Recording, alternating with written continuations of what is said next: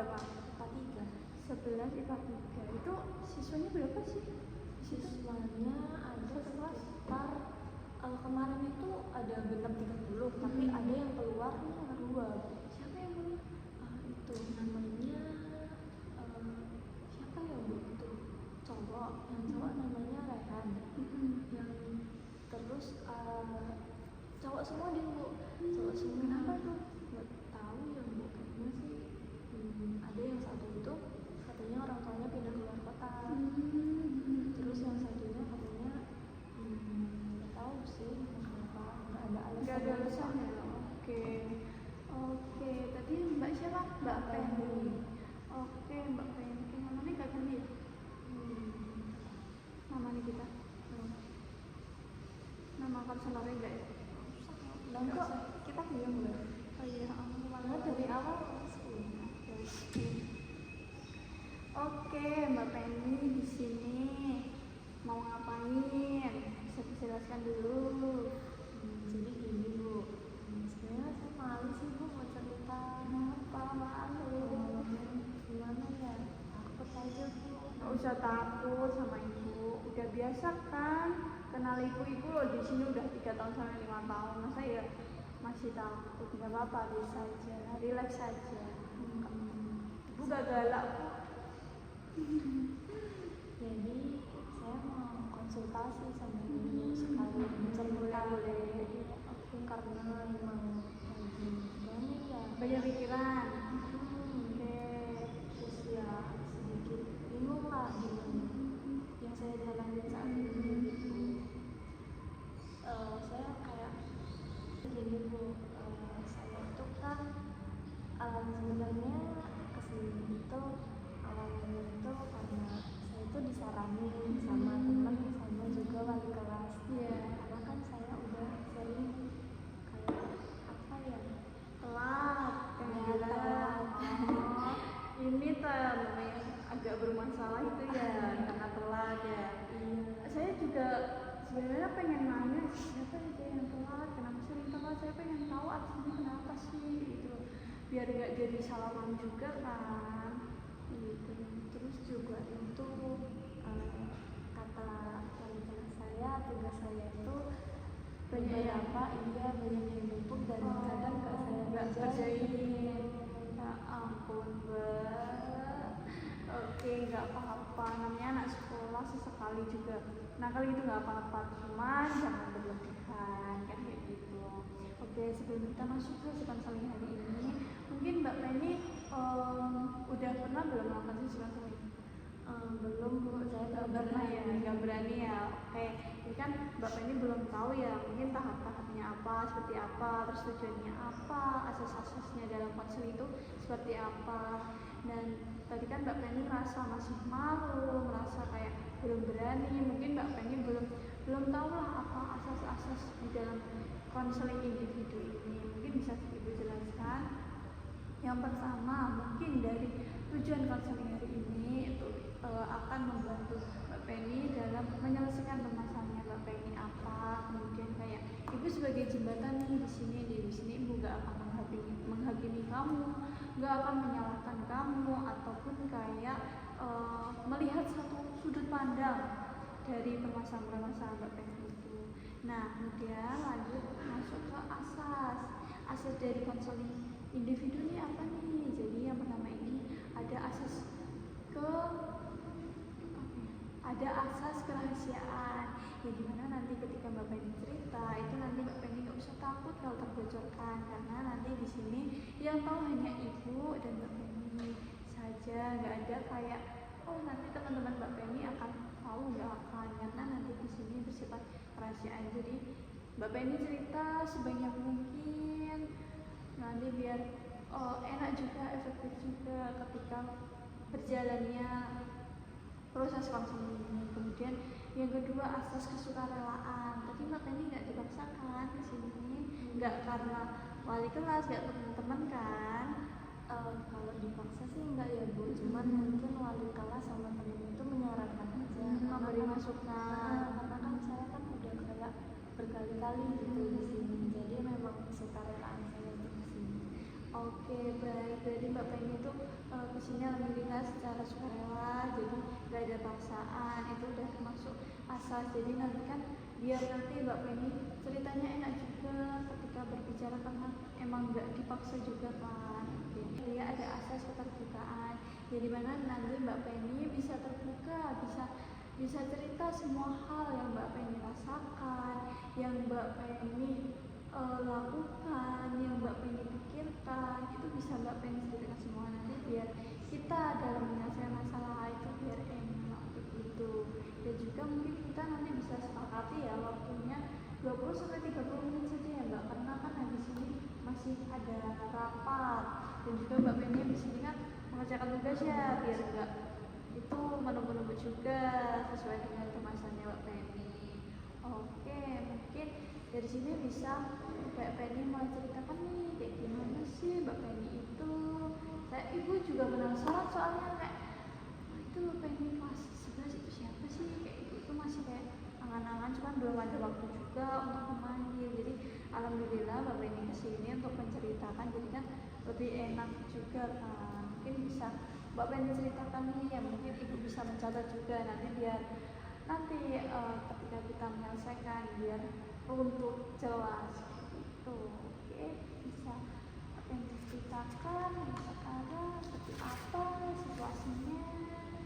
Jadi dulu emang mungkin juga salah saya ya Bu, emang udah berkali-kali saya tuh sering telat, tapi tuh kadang tuh juga ada alasannya Bu, tapi kan terkadang guru yang jaga di sana itu kan kayak gak menerima alasan gitu. Nah yang kedua itu terkait dengan terlambat tuh ya, yang kedua itu ada itu saya tuh kayak sering menunda tugas gitu. Nah makanya kan jadi kayak kadang nilai saya itu jadi jelek gitu Bu. Oke, Mbak Penny berarti di sini terlambat sama menunda-nunda tugas. Oke. Kemudian ada lagi nggak biasanya tentang waktu? Apa ya, pokoknya saya tuh kayak sering apa ya Bu, saya tuh kayak jadi sering menunda-nunda.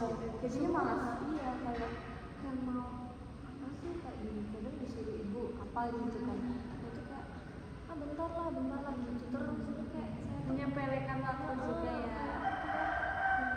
nanti lah gitu. Oke, dari sini kan kita bisa lihat ya dari Mbak Penny yang sering terlambat, Mbak Penny yang sering menunda-nunda tugas ataupun pekerjaan rumah. Mbak Penny kan di sini berarti menyepelekan waktu. Nah, di sini nanti jadinya kita adalah gimana caranya Mbak Penny itu dalam memanajemen waktu.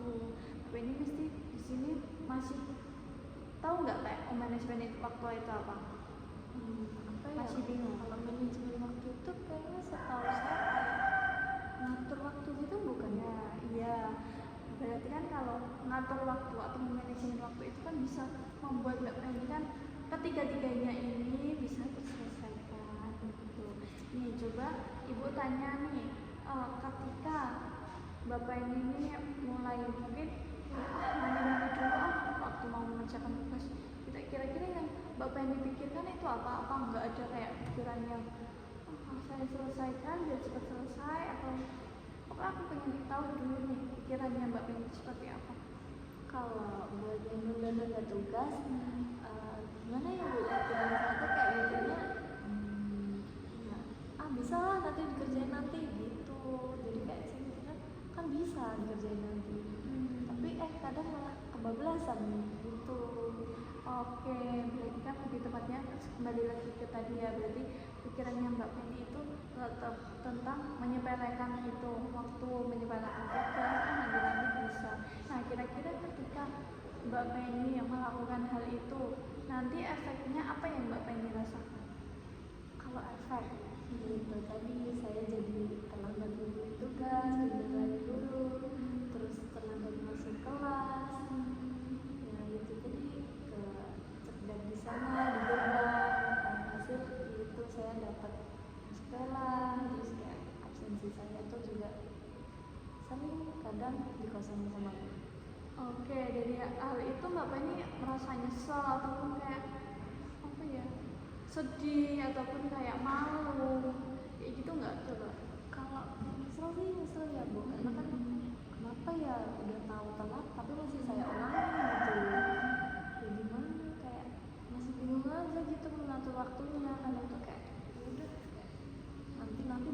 gitu. Oke, dari situ kan bisa kita simpulkan juga dari permasalahan Mbak Penny itu Mbak Penny dalam terlambat, dalam menunda tugas, kemudian menyepelekan waktu, itu kan Mbak Penny juga udah menyadari tentang pikiran dan perasaannya Mbak Penny itu seperti apa. Nah, kira-kira yang membuat Mbak Penny merasa seperti itu apa?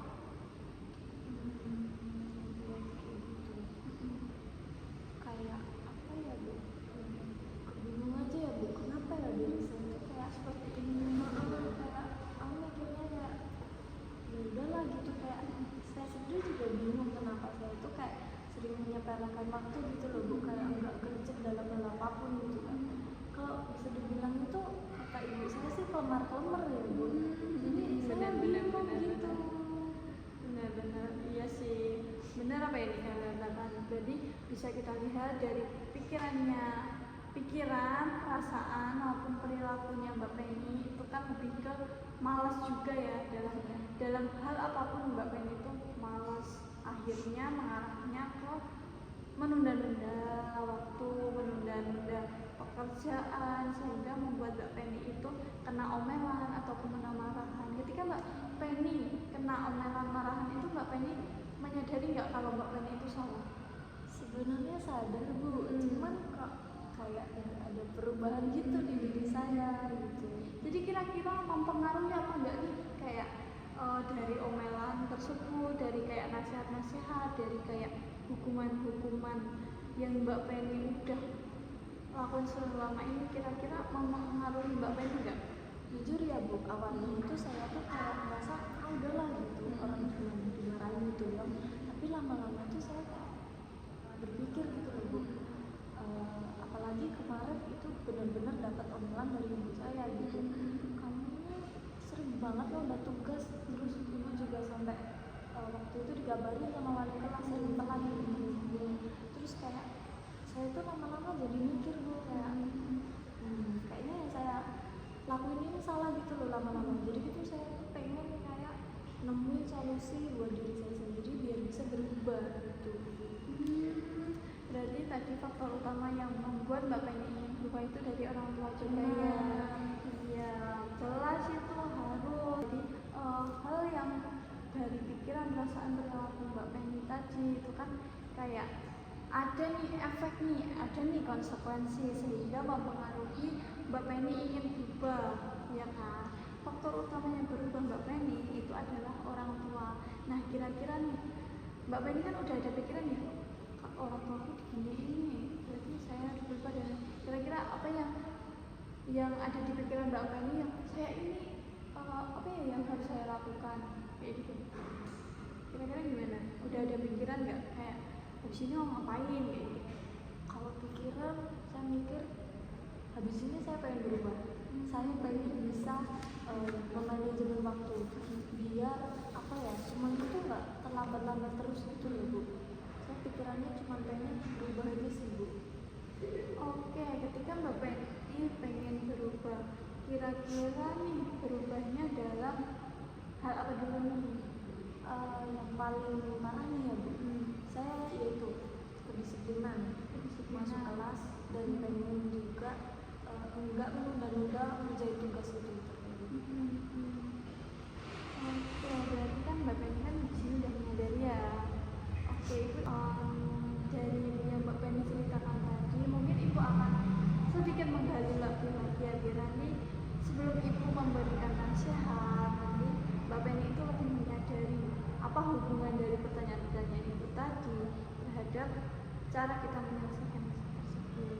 Nah, kira-kira nih, kita kan tadi kan dari orang tua juga, faktor orang tua pengen berubah. Kira-kira nih, apakah pernah sesuatu hal melihat dari orang tuanya Mbak Penny yang ingin Mbak Penny, saya harus berubah nih biar orang tua saya kayak gini. Apa yang melihat Mbak Penny ingin melakukan? Karena saya lihat gimana ya Bu, kemarin itu kan juga ibu saya juga sempat kelas ya, kalau kamu kan udah disekolahin sama orang tua udah kerja keras buat bayarin sekolah kamu, tapi kenapa kok masih sering telat gini terus nggak ngerjain tugas itu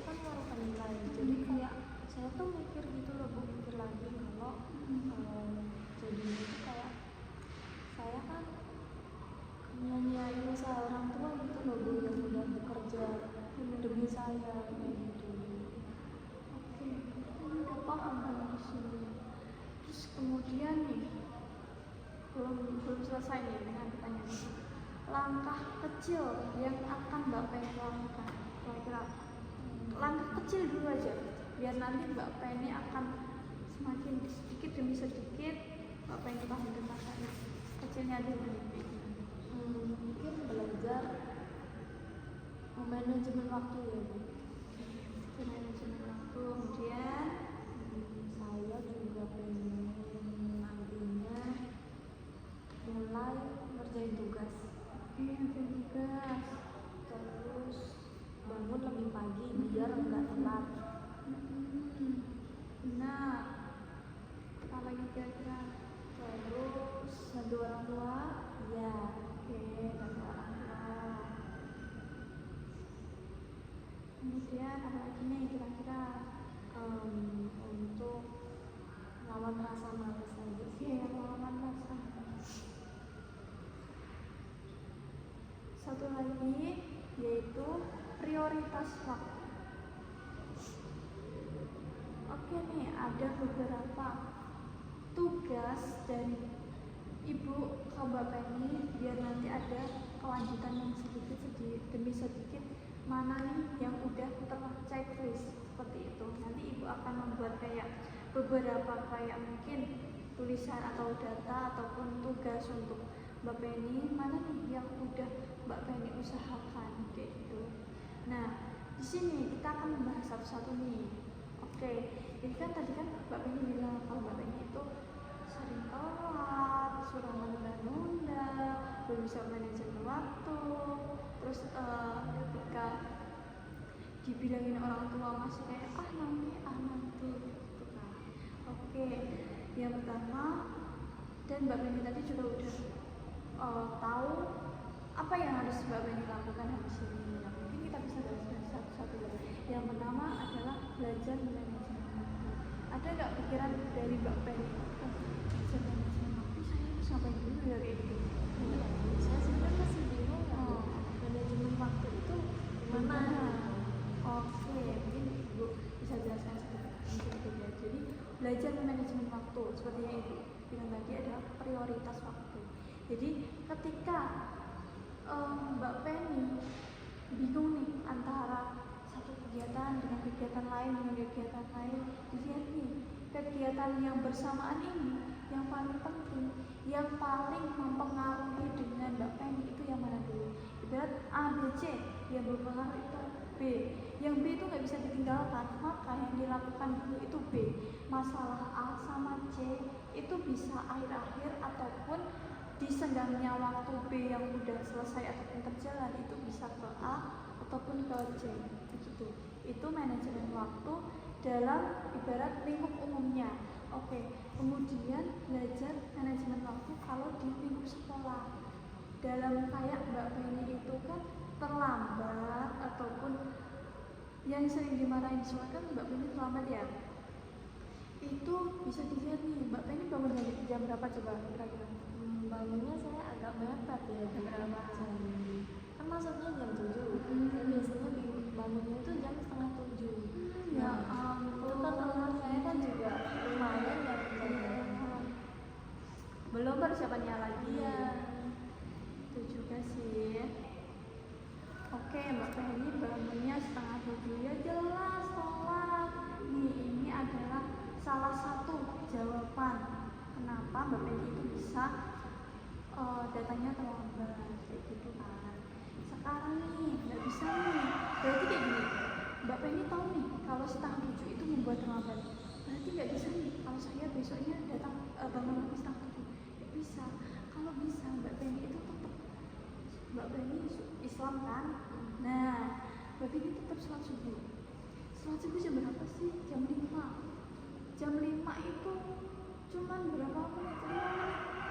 5 menit itu apa sholat subuh. Habis itu jam setengah 6 sampai jam setengah 7 itu kan bisa dibuat persiapan dalam sarapan. Nah, di sini Mbak Penny bisa males juga. Itu karena apa? Jarang melewatkan sarapan, ya kan? Nah, padahal sarapan itu sangat penting. Jadi Mbak Penny itu ketika bangun udah jam 5, udah bangun, udah malamnya jangan begadang. Biasanya tidur jam berapa? Biasanya tuh karena kadang main game tidurnya agak malam, kadang di atas jam 12. Itu kalau bisa tidur tuh antara jam 9 atau jam 10 ataupun mentok-mentok jam 11 lah kayak gitu. Nah ketika udah tidur jam segini, bangun jam 5 subuh itu lebih enak.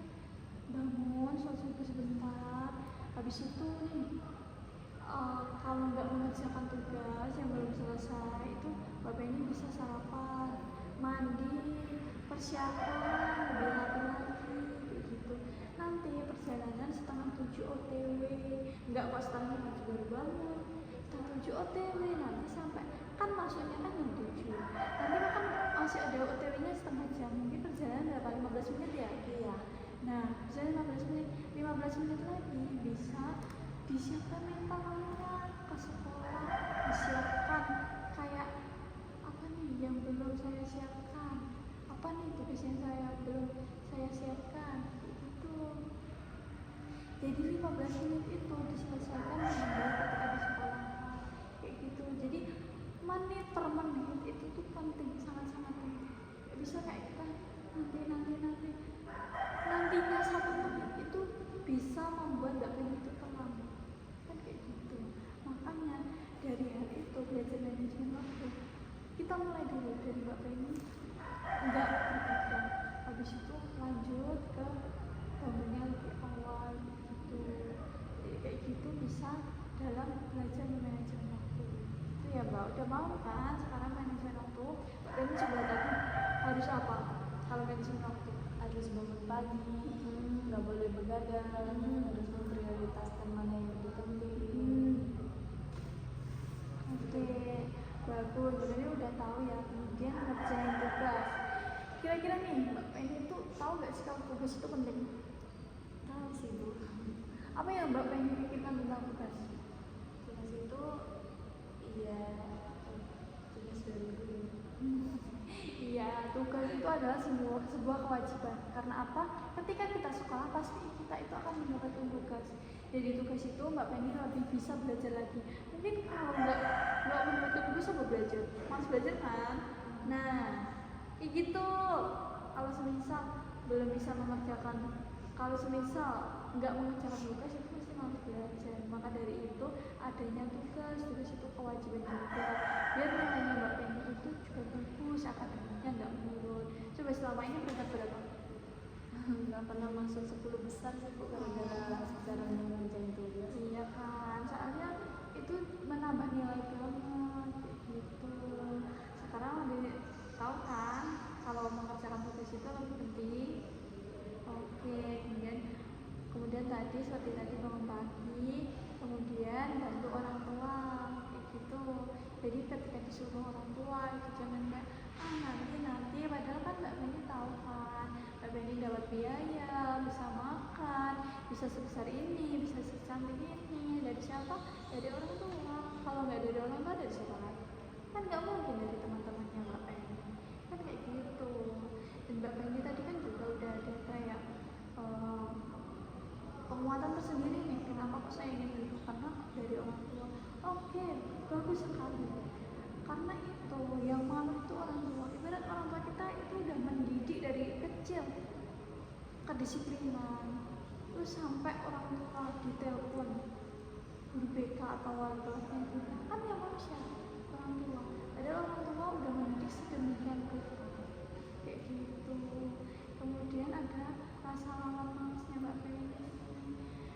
Kayak gini Mbak, hidup namanya hidup itu ada konsekuensinya. Kita nafas saja ada konsekuensinya kayak gitu. Apalagi kita hidup. Emang semua orang tuh malas. Ngapa-ngapain sebenarnya malas. Karena apa? Pikirannya Mbak Penny itu cuma capek. Sebenarnya cuma tidur terus itu juga capek. Makan aja juga capek. Ngapa-ngapain itu sebenarnya juga capek. Tapi kalau Mbak Penny niat untuk ada nih motivasi tersendiri dari Mbak Penny kayak membahagiakan orang tua ataupun kayak Mbak Penny ingin menjadi orang sukses, itu kan akan membuat Mbak Penny itu lebih bisa melawan rasa malas. Jadi dari sini kan Mbak Penny bisa tahu ya, saya ini harus punya cita-cita nih,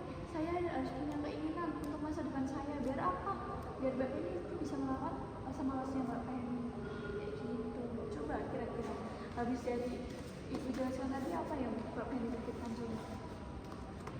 Intinya nanti saya bakal lebih belajar untuk manajemen waktu, memprioritaskan mana yang penting, mana yang enggak penting, dan intinya saya juga harus mengurangi apa ya, kayak kegiatan-kegiatan yang enggak penting, kayak intinya enggak begadang lagi, terus bangun lebih awal, sholat subuh dan yang lain-lain. Terus untuk tugas nanti nggak ditunda-tunda lagi. Benar, alhamdulillah ya Mbak Penny udah mengetahui hal itu. Nanti ibu pantau ya kalau apa jenenge, nanti ibu akan di gerbang terus selama seminggu ini coba dulu. Selama seminggu ini ibu akan di gerbang, nanti coba kalau masih ada Mbak Penny nanti ada konsekuensi sendiri nih dari ibu ya. Oke, dan nanti ibu akan memberi beberapa kayak mungkin sebuah catatan ke Mbak Penny, nanti Mbak Penny bisa cek lagi di rumah biar lebih semangat ya. Ini udah ini dalam manajemen nanti ibu akan berikan beberapa materi gimana Mbak Penny rasanya setelah melakukan sesi konseling ini, apakah lebih tahu, enak, nyaman, dan Lebih lega aja sih Bu, lebih lega, dan makasih banyak ya Bu udah ngasih masukan ke saya jadi tahu habis ini mau ngapain, dan saya juga benar-benar kayak bertekad ada keinginan untuk berubah gitu. benar udah siap melakukan langkah-langkah kedepannya seperti apa. Siap. Oke, ya ada yang ingin disampaikan lagi? Udah sih Bu, itu aja. Alhamdulillah ya, ini udah selesai, udah azan juga, waktunya sholat. Nah, di sini sholat biar bisa berdoa ke Allah kalau bisa ingin memanage